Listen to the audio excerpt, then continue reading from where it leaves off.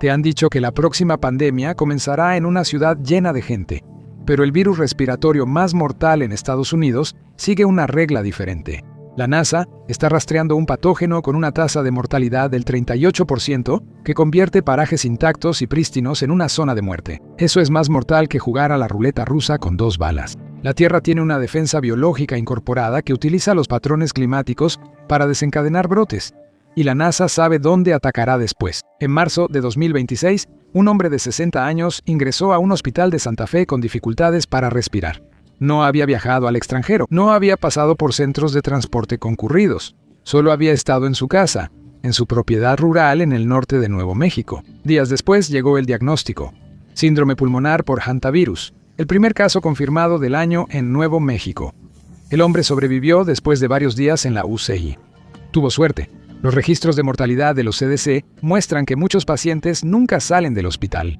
Esa tasa de mortalidad del 38% se ha mantenido durante más de 3 décadas de seguimiento. La Facultad de Medicina de Stanford sitúa el promedio a largo plazo en Estados Unidos cerca del 35%. Cualquiera de esas cifras coloca al hantavirus entre las enfermedades respiratorias más mortales que se monitorean de manera rutinaria en Norteamérica. Tampoco existe una cura antiviral. Una vez que comienzan los síntomas pulmonares graves, el tratamiento se vuelve de apoyo, cosas como ventiladores, oxígeno y soporte para la presión arterial. El virus avanza con una velocidad aterradora una vez que los pulmones comienzan a llenarse de líquido. El paciente de Santa Fe solo sobrevivió porque Nuevo México cuenta con 30 años de experiencia detectando a tiempo los síntomas. En los estados con poca experiencia previa, los casos en etapa temprana se confunden fácilmente con gripe o neumonía, hasta que comienza el colapso respiratorio. Pero los registros de vigilancia de los CDC documentan otra tendencia impactante. Desde 1993, el 94% de los casos en Estados Unidos ocurren al oeste del río Mississippi. No la mayoría, sino casi todos. Solo Nuevo México ha registrado más de 140 infecciones confirmadas. Colorado tiene más de 120 infecciones confirmadas. Arizona tiene corredores de exposición a través de terrenos remotos de desierto y bosques. Luego miramos el otro lado del mapa. 10 estados nunca han reportado un solo caso. La lista incluye Alabama, Georgia, Ohio y Nueva Jersey. Los estados con las ciudades más grandes y concurridas, ninguno de ellos ha registrado ni uno solo. Y luego se detiene. La distribución en el mapa desaparece. Varios estados con grandes centros de población nunca han registrado un solo caso confirmado. El caso de Santa Fe no es inusual. Es bastante representativo. La ubicación cambia, pero el resultado no. Poca población, hábitat de roedores nativos, terreno seco y acceso médico limitado. En febrero de 2025, Betsy Arakawa, la esposa del actor Gene Hackman, murió de la misma enfermedad en su casa de Santa Fe. La exposición ocurrió en una propiedad tranquila y rural, con aire limpio y vecinos lejanos. Más tarde, los investigadores encontraron nidos de ratas en las construcciones alrededor de la propiedad. Cumplía con todos los requisitos para el virus, y la NASA está prestando atención. El satélite pudo ver lo que nadie más en tierra podía, y eso marcó toda la diferencia. El COVID se propagó a través de los aeropuertos. La influenza se propaga en las oficinas. Mientras más limpio parece el entorno, más perfectamente se adapta al sistema de portadores. El hantavirus no encaja en esa categoría. El principal portador en Estados Unidos es el ratón venado. Es pequeño, muy lindo y parece completamente inofensivo. En 1993 equipos de los CDC atraparon ratones venado en toda la región de las 4 esquinas durante investigaciones de brotes y encontraron tasas de infección que llegaban al 30% en algunas poblaciones. El ratón no se enferma, tampoco parece desarrollar síntomas y no hay mortandad. Eso significa que no hay advertencias para los humanos. El virus se propaga a través de la orina, la saliva y los excrementos del ratón, una amenaza latente del mundo animal que dispersa material infeccioso por el ambiente. La Universidad de Nuevo México ha ampliado desde entonces el mapa de amenazas. Más de 30 especies de pequeños mamíferos en el estado han dado positivo a la exposición al hantavirus. La lista incluye ardillas terrestres, tamias, ratones de patas blancas y ratones cosecheros. El grupo portador no es una sola especie, es toda una clase de animales. En enero de 2026, el condado de San Diego informó que un ratón cosechero occidental dio positivo a hantavirus. Los equipos de salud pública emitieron advertencias inmediatas a pesar de que no había infecciones humanas confirmadas en ese momento. Los portadores aparecen en lugares donde nadie los espera. El ratón en tu garaje no es la amenaza, son los que están en los espacios abiertos. La contaminación se acumula y luego llega a la gente. Hay una razón por la que funciona de esta manera. En los asentamientos urbanos concurridos, las ratas pardas y los ratones domésticos desplazan a las especies nativas. Se quedan con la comida y el refugio, y el ratón venado pierde. Allá en el oeste abierto, nadie se opone. El ratón venado se reproduce con los únicos límites que impone la naturaleza, no los de una ciudad. El suroeste de Estados Unidos no tolera las condiciones que ayudan a que los virus típicos prosperen. La baja humedad conserva los excrementos secos por más tiempo. La escasa presencia humana significa que la carga viral se acumula con el tiempo antes de que alguien interactúe con ella. La propiedad en Santa Fe, donde comenzó el caso de marzo de 2026, es exactamente el tipo de lugar donde prospera. La casa de Hackman Arakawa era igual. Y lo mismo aplica para los lugares de trabajo en el condado de Mono, California, donde 3 personas murieron en 2025. El conglomerado de casos fue señalado como inusual. Ninguna de esas víctimas hizo nada arriesgado. Vivían y trabajaban en paisajes que se adaptaban perfectamente al portador. La parte del financiamiento empeora aún más el problema. Los presupuestos de salud pública, la cobertura de noticias y la atención política casi siempre se dirigen a entornos densamente poblados. El financiamiento va para el control de mosquitos en Miami. Las subvenciones van para la vigilancia de enfermedades en ciudades portuarias. La prensa va al siguiente brote urbano. El antivirus está en la esquina opuesta de ese mapa. Casi no hay titulares y casi no existen sistemas financiados para hacerle frente. La geografía dicta quién es vulnerable. Investigadores que estudiaban la exposición al antivirus en el norte de Suecia encontraron que las personas en comunidades rurales forestales tenían muchas más probabilidades de portar anticuerpos que las poblaciones urbanas cercanas. Vivir en un paisaje diferente ya había cambiado cuán familiarizados estaban sus sistemas inmunológicos con el virus, incluso antes de que las infecciones se volvieran graves. El patrón se extiende más allá de Suecia también. Un estudio de 2019 realizado en comunidades rurales de Finlandia encontró el mismo gradiente inmunológico. Las personas que habían pasado su vida en paisajes boscosos mostraron perfiles de anticuerpos diferentes a los de quienes habían llegado allí desde las ciudades. El cuerpo aprende del paisaje que habita. Si trasladas ese cuerpo a un nuevo paisaje, el aprendizaje se reinicia desde cero. En las regiones endémicas, los residentes suelen estar expuestos repetidamente al virus en niveles bajos, lo que permite que se desarrolle cierto grado de familiaridad inmunológica. Sin embargo, los recién llegados enfrentan el virus sin esa exposición previa, lo que los pone en clara desventaja inmunológica. Ese patrón aparece repetidamente en las investigaciones de casos de los CDC. En las infecciones graves por antivirus, el virus causa algún daño al tejido pulmonar, pero eso no es suficiente para matar al paciente. El sistema inmunológico no reconoce la amenaza lo suficientemente rápido. Luego, sobrereacciona de forma catastrófica, inunda el tejido pulmonar con líquido, y es esa lucha la que mata al paciente. En abril de 2026, un brote en un crucero por el Atlántico siguió la misma tendencia. Un pasajero presentó fiebre leve y dolor de cabeza. Los síntomas progresaron, y solo una semana después sus pulmones se llenaron de líquido. Murió ese mismo día. Los 86 pasajeros de ese crucero provenían de 23 países diferentes, Santa Elena y la isla Ascensión, todos lugares remotos. La población portadora había estado esperando en esos lugares durante años. Los pulmones de un turista bajando de ese barco fueron la puerta de entrada. El virus es una bala, y la geografía y la biología son las armas. En 2012, el Parque Nacional Yosemite registró un grupo de casos graves de enfermedades respiratorias entre los visitantes que se hospedaban en Curry Village. Hubo 10 infecciones confirmadas.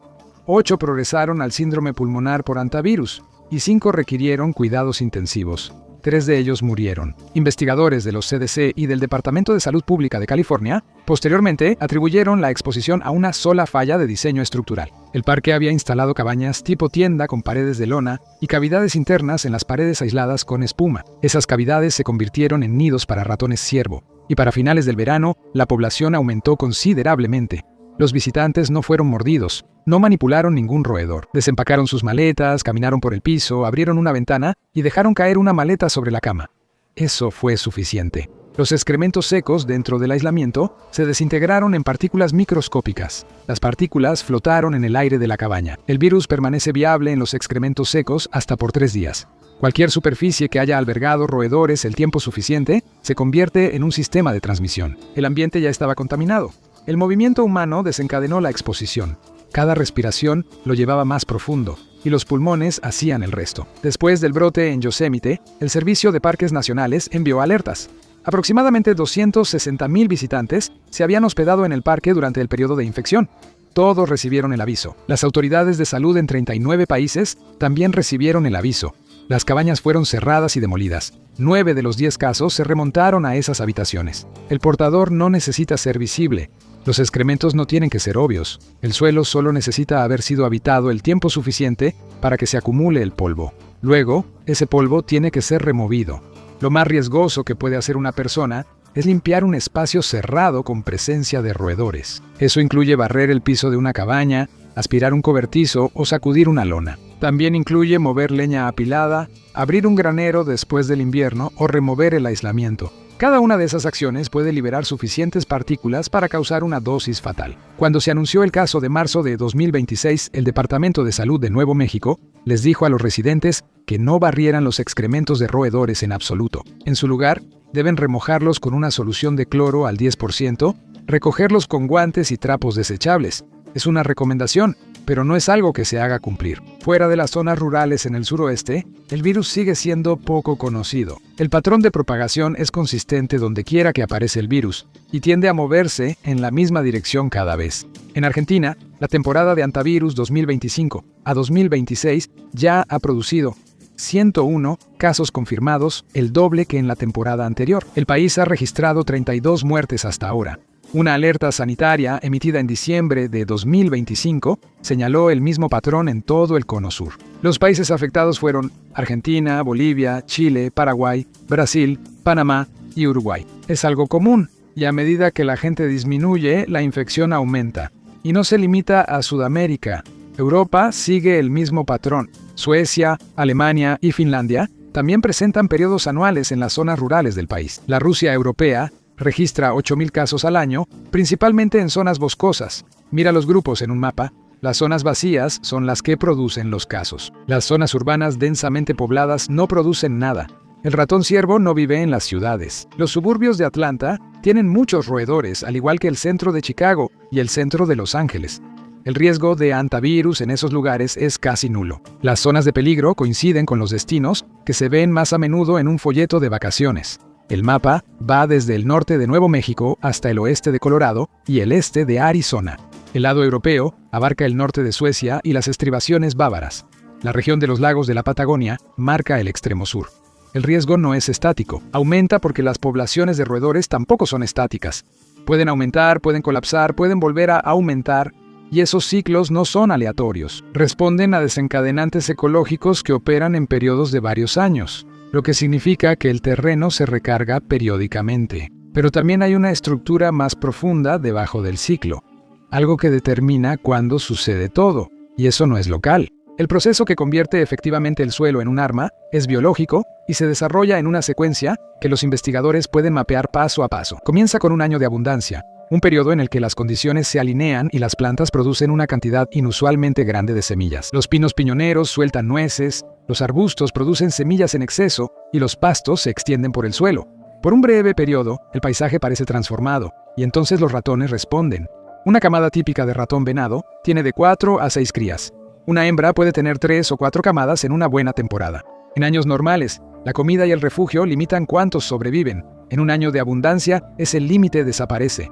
Los ciclos reproductivos se acortan y las tasas de supervivencia aumentan. Los depredadores, como los coyotes, búhos y serpientes, no pueden intensificar su caza lo suficientemente rápido para mantenerse al día. En una sola temporada, la población de ratones venado en un cañón puede duplicarse, triplicarse o incluso cuadruplicarse. En el periodo previo al brote de las 4 esquinas, en 1993, la cantidad aumentó aproximadamente 10 veces. Bob Parmenter, un ecólogo de la Universidad de Nuevo México, fue el primero en mapear la secuencia y enfatizó su cronología. El retraso entre el aumento de la vegetación y el pico de roedores se mide en meses.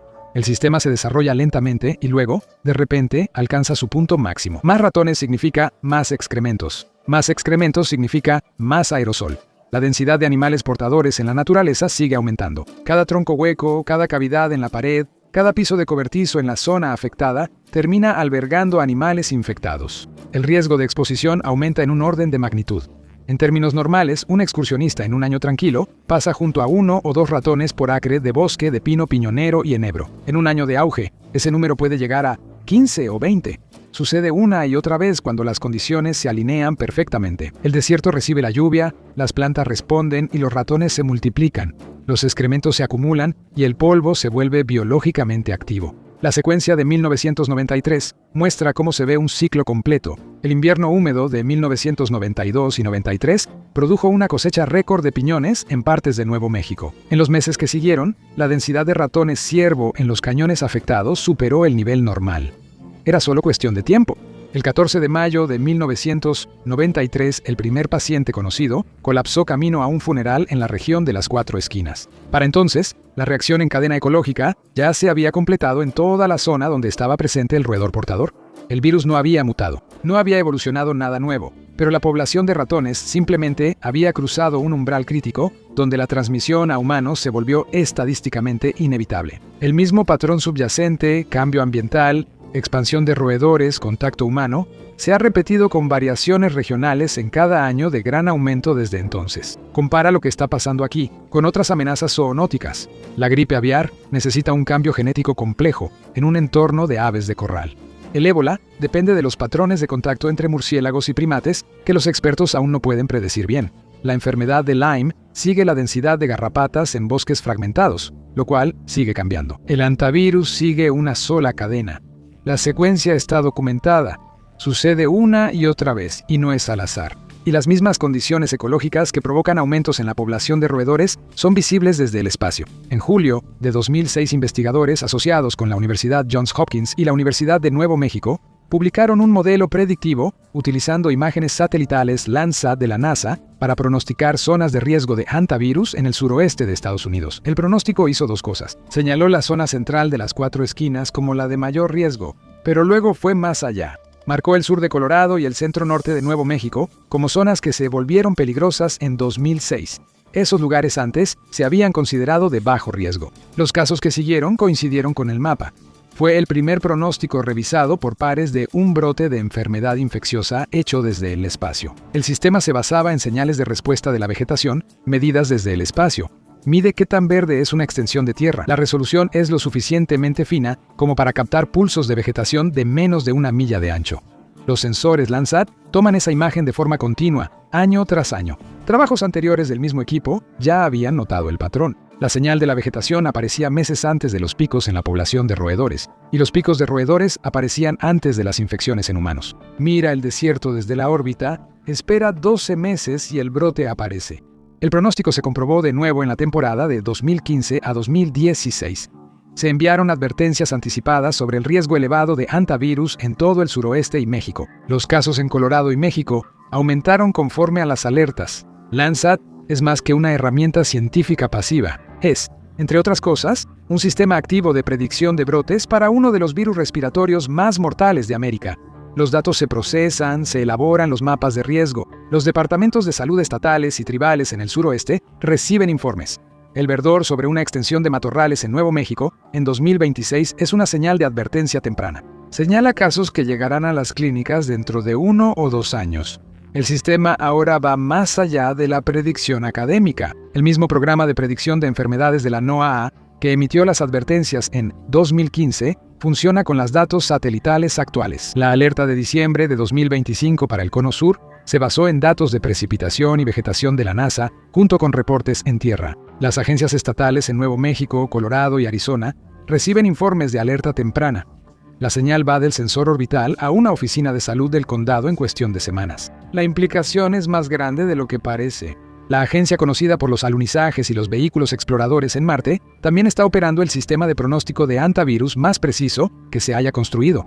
El sistema funciona, ha acertado más de una vez. Publica mapas de riesgo con un año de anticipación y demuestra que el mapa ya no es estable. Durante 30 años, el riesgo de hantavirus en América siguió un patrón geográfico predecible. El suroeste de Estados Unidos, el cono sur de Sudamérica y algunas regiones boscosas dispersas en el norte de Europa. Pero ese límite está cambiando. En 2025, la vigilancia semanal de los CDC registró casos confirmados en Wisconsin y Nevada. Ambos estados casi no tienen antecedentes con el virus. Luisiana ha registrado 2 casos no relacionados. Estas detecciones marcaron la primera vez que hubo casos confirmados por laboratorio en el sureste de Estados Unidos desde que existe este sistema de vigilancia. Estos no son casos de expansión a zonas adyacentes. Están apareciendo en nuevos contextos ecológicos. Argentina representa el cambio más dramático a nivel global. La Patagonia dominaba la actividad del hantavirus. Se encontraba en el extremo sur, en las frías estribaciones andinas, con una notable población de roedores. Para la temporada 2025-2026, el centro de gravedad se había desplazado. La provincia de Buenos Aires, la más poblada del país, ahora encabeza la nación con 42 casos confirmados en la temporada. La enfermedad está dejando el frío y remoto sur. Se dirige hacia la zona agrícola central, donde la densidad periurbana es mucho mayor que en la Patagonia. Europa también está cambiando. En el norte de Suecia, la actividad del virus sigue asociada a los ecosistemas del borde del bosque, pero los datos muestran una expansión hacia áreas con menor densidad de incidencia histórica en comparación con décadas anteriores. Alemania y las zonas vecinas de Europa Central han visto un aumento de brotes en distritos boscosos tras los ciclos poblacionales. La zona de riesgo se está ampliando. A medida que la zona se acerca a los centros de población, lleva la enfermedad a nuevas personas. Esas personas tienen aún menos contacto previo con el virus. Las comunidades remotas que solían recibir todos los golpes, al menos, habían visto antes al portador. El nuevo territorio no. Los números también reflejan esto. Las tasas de letalidad en Argentina llegaron hasta el 39% en la temporada 2025 a 2026, muy por encima del promedio del 22%. Mientras más desconocido es el sistema para la población huésped, mayor tiende a ser la tasa de colapso fisiológico en los casos graves.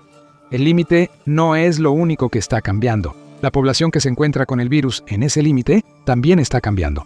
Durante 3 décadas, el riesgo de hantavirus en el suroeste de Estados Unidos recayó desproporcionadamente en personas con lazos profundos con la tierra, rancheros, comunidades tribales, trabajadores forestales y residentes rurales que habían crecido cerca de la población portadora. No eran inmunes en ningún sentido clínico, pero estuvieron expuestos repetidamente a bajos niveles durante años. Pero la población que ahora está entrando en la zona de riesgo es diferente. La migración por trabajo remoto se aceleró durante 2020 y no se ha revertido. La Oficina del Censo de los Estados Unidos registró un crecimiento neto de la población en los condados rurales de Nuevo México, Colorado, Montana e Idaho. Hasta 2023 y 2024, la gente se está mudando al territorio del hantavirus desde ciudades costeras, desde entornos suburbanos, desde lugares donde el ratón ciervo no formaba parte del paisaje en el que crecieron. No tienen ninguna experiencia práctica con el patógeno. Están comprando terrenos, abriendo cobertizos, barriendo pisos y moviendo leña justamente en los entornos que tienen la mayor carga viral. El Departamento de Salud de Nuevo México señaló esto directamente en su informe anual de vigilancia de enfermedades de 2024. El departamento señaló un aumento en los casos entre personas recién llegadas a las comunidades rurales en comparación con los residentes de largo plazo. La diferencia no es enorme, pero es constante y está creciendo. El brote en Yosemite en 2012 fue una señal temprana de esta dinámica de visitantes urbanos moviéndose por un entorno con alta carga viral sin la exposición previa que modificara su respuesta. El brote en el condado de Mono en 2025 lo repitió. Trabajadores contratados para empleos rurales de corto plazo, traídos de fuera de la región sin historial previo de exposición al hantavirus. El virus no se está volviendo más agresivo. Tampoco es algo nuevo, siempre ha estado ahí. La única diferencia es que ahora los medios le están dando visibilidad y el pánico es real. La diferencia es que la población que lo enfrenta está cada vez menos preparada. Y la pregunta más profunda en este momento no es la gravedad, sino la propagación, lo que implica una causa. Algo está empujando el límite hacia afuera y es global. Algo que puede operar a una escala mayor que cualquier ecosistema individual. Un sistema que puede influir en la lluvia, los ciclos de la vegetación y la dinámica poblacional de los roedores a través de continentes simultáneamente. Una señal planetaria. Cuando el Pacífico ecuatorial se calienta, toda la cadena del hantavirus se acelera simultáneamente en varios continentes. El suroeste de Estados Unidos se vuelve más húmedo. La Patagonia responde. Los suelos de los bosques de Europa Central cambian. Todo al mismo tiempo, impulsado por el mismo cambio de temperatura a miles de kilómetros de distancia. Esa sincronización no es una coincidencia. El Niño Oscilación del Sur, o ENSO, no es una anomalía climática ocasional. Es un reloj planetario que se repite y el hantavirus funciona según su horario. Esa es la conexión clave, porque la cantidad de lluvia determina la producción de vegetación. La producción de vegetación determina la disponibilidad de alimento. La disponibilidad de alimento determina la dinámica poblacional de los roedores y afecta la carga viral en el ambiente. Todos estos factores determinan el riesgo de exposición. Todo el sistema opera en ciclos de varios años, que suelen variar entre 3 y 7 años, dependiendo de la variabilidad de El Niño Oscilación del Sur, ENSO. El Centro de Predicción del Clima de la NOAA puede detectar un El Niño en desarrollo con 12 a 18 meses de anticipación, mucho antes de que se presenten efectos en Tierra. Eso significa que la primera señal en la cadena del hantavirus no está en el desierto, sino en el Océano Pacífico. Los cambios de temperatura en el Pacífico ecuatorial pueden propagarse a través de la atmósfera y cambiar los patrones de lluvia en todo el mundo. Esos cambios luego se propagan en los ecosistemas y pueden provocar fluctuaciones en las poblaciones de roedores y con ello el riesgo de exposición al hantavirus. El mapa ya no describe dónde ocurren los brotes, está describiendo dónde se están gestando. Y esa preparación sigue un ciclo que ninguna autoridad local controla y que ninguna planeación urbana puede redirigir. El detonante no está en la Tierra, está en el océano. Y fue necesario un crucero en 2026 para que el mundo se diera cuenta. Pasajeros aislados en cabinas, vuelos de emergencia, funcionarios de salud con equipo de protección, rastreo de contactos en varios países. La embarcación, el MV Hondius, se convirtió en el centro de atención internacional. En cuanto la gente escuchó virus y crucero, comenzaron las comparaciones con el COVID. Pero el hantavirus no es el próximo COVID, es diferente. Es brutal, pero a diferencia de las enfermedades típicas, no se propaga fácilmente. Por eso, la mejor comparación no es con el COVID ni con la influenza. En realidad, es con el anthrax. No porque las enfermedades sean similares, sino porque ambas se sienten como desastres localizados. Raras, ambientales, difíciles de encontrar en la vida cotidiana, pero devastadoras cuando atacan. El hantavirus no amenaza con confinamientos mundiales, pero en su lugar crea zonas letales focalizadas. Una cabaña remota, un puesto avanzado en el bosque, un campamento, un barco en el mar. De repente, lo que pensábamos que era seguro, el aislamiento, se convierte en una amenaza. Gracias por acompañarme hoy, espero que hayas disfrutado el video, y si quieres ver más videos como este, por favor considera suscribirte y activa las notificaciones, realmente hace la diferencia. Gracias de nuevo y nos vemos la próxima vez en MapPack.